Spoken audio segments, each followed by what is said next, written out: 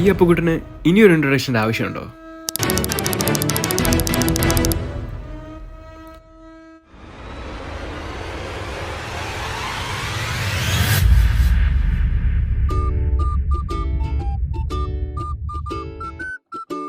അവിടെയാണ് എനിക്ക് തെറ്റിയത്. അവൻ്റെ ഫുഡടി കണ്ടപ്പോൾ അവനാണോ ഞാനാണോ മലയാളി എന്ന് എനിക്ക് തോന്നിപ്പോയി.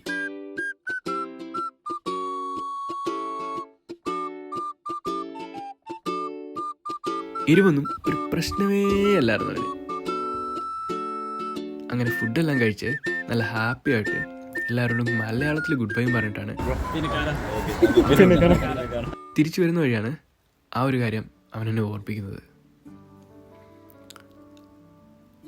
അവൻ ഈ ഇംഗ്ലണ്ടിൽ ഇനി വെറും 2 ദിവസം കൂടെ ഉള്ളൂ എന്നുള്ള കാര്യം.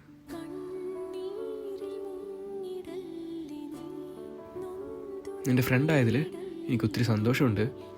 നീ ശരിക്കും റീപ്ലേസ് ചെയ്യാൻ പറ്റാത്തൊരു ഫ്രണ്ടാണെന്ന് പറഞ്ഞിട്ട് ആശാൻ അങ്ങ് നടന്നുപോയി. ആ ഒരു മൊമെൻറ്റിലാണ് എനിക്കൊരു കാര്യം മനസ്സിലായത്. ലൈഫിൽ നമ്മൾ ഒരുപാട് ആൾക്കാരെ പരിചയപ്പെടും. പക്ഷേ ഇതുപോലൊരു ഫ്രണ്ടിനെ കിട്ടാൻ ശരിക്കും ഭാഗ്യം തന്നെ വേണം.